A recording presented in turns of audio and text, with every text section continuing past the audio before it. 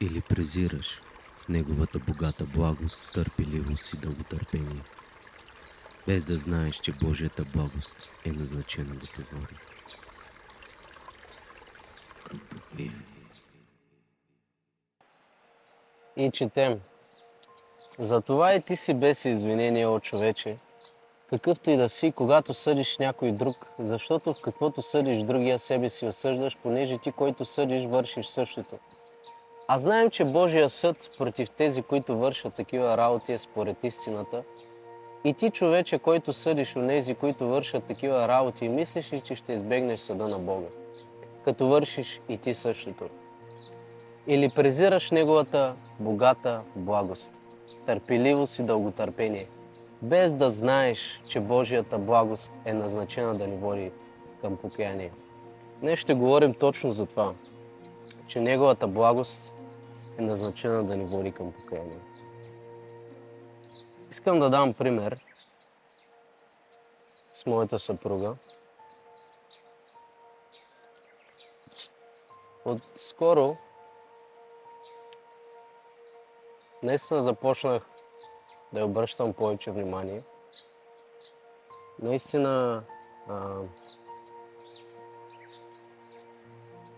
я обичах така, както тя иска да бъде обичана. С думи, с подаръци, с различни неща.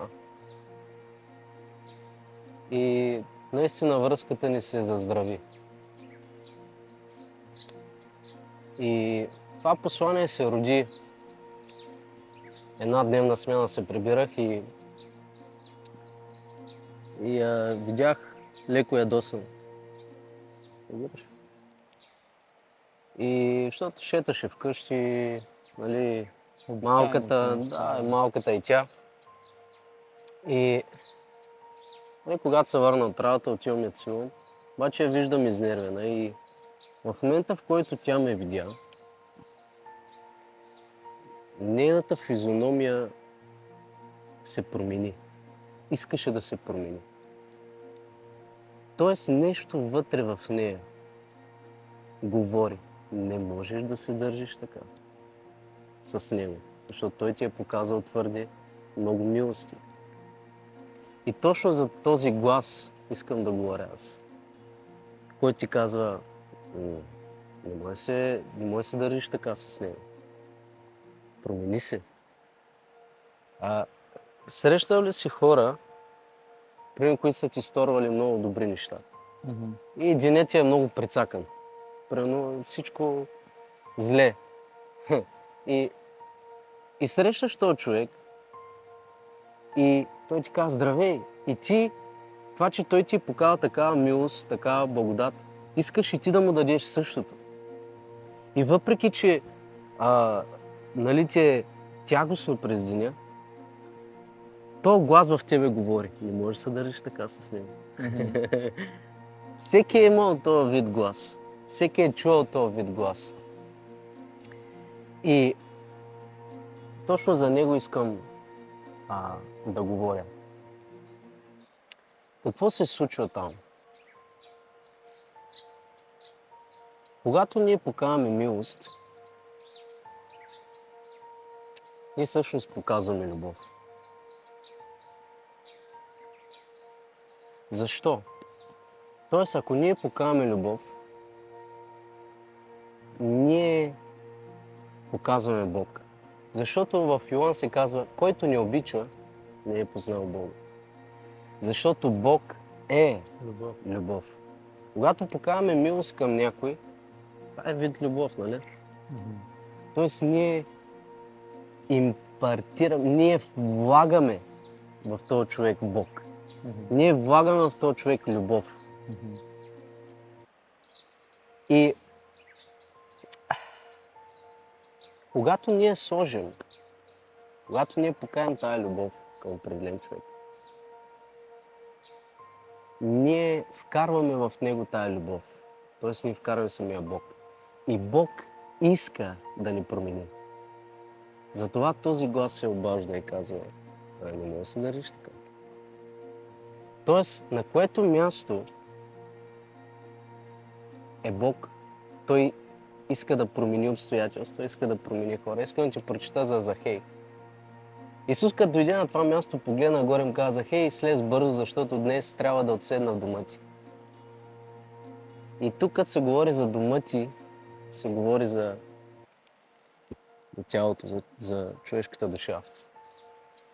И той побърза да слезе и го прие с радост. И като видя това, всички роптаяха и казаха: отби се, прегрешен човек. А Захей стана и каза на Господа: Господи, ето от сега давам половината от имота си на сиромасите. И ако някак си съм ограбил някого, връщам му четворно. Исус каза: днес стана спасение на този дом.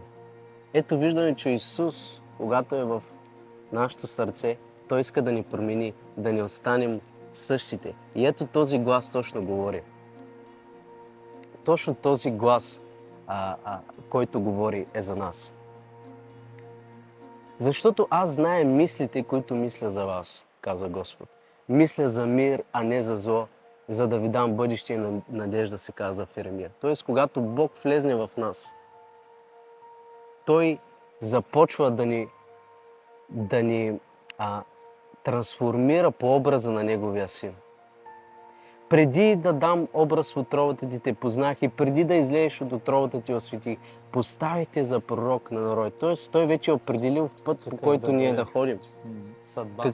Да, твоя характер какъв да бъде, как да се обхождаш, как да ходиш в... И когато ние покажем милост към грешния, когато ние покажем милост към страдащия, ние влагаме любов, а Бог е любов. И когато тая любов влезне в човека, Бог влезне в човека, Той иска да го промени.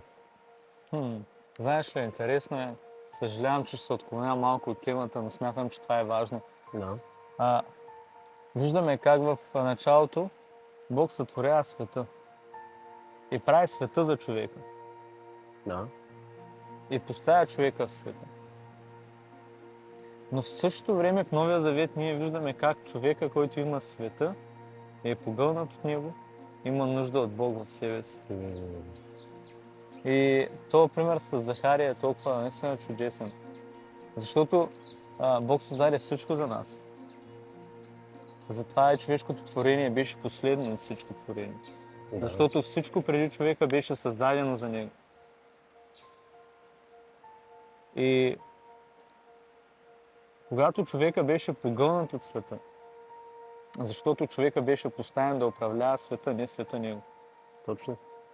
Тогава Бог взе нещата в своя ръце. И в Новия Завет ние виждаме Исус Христос, който влиза вътре в човека. Не във външния, но в неговия вътрешен свят. Точно това наблегна Исус, когато дойде на земята, във вътрешността на човека. И смятам, че това е важна отметка, която да отметнем, че Бог наистина работи вече толкова навътре в нас. Вътре в нас. За да ни преобрази и да ни оприличи на Неговия Син. Защото виж, но аз ви казвам, обичайте неприятелите си и молете се за онези, които ви гонят. За да бъдете синове на вашия Отец, който е на небесата. Защото Той прави слънцето си да изгрява и над злите, и над добрите, и дава дъжд на праведни и на неправедни. Ето това е волята на Бог за нас. Да се оприличим на Бог Отец. Затова Той глас говори в нас. Когато имаме това осъждение, не може да говори, защото Бог иска да ни преобрази. Защото, нали се казва, бъдете святи, понеже аз съм свят. Това е желанието на Бог. Ето, защото който предозна тях и предопредели да бъдат съобразни с образа на Неговия Син, за да бъде Той първороден между много братя. Това, което Бог иска да направи, да приличаме на Неговия Син. И когато ние показваме милост към невярващи, когато ние ги приемаме такива, каквито са, както Исус прие Захей, ние влагаме в този човек Бог. И този глас, Бог, който говори в този човек, променя човек. И за този глас искам да говоря. За този глас исках да подчертая всеки, който чуе този глас,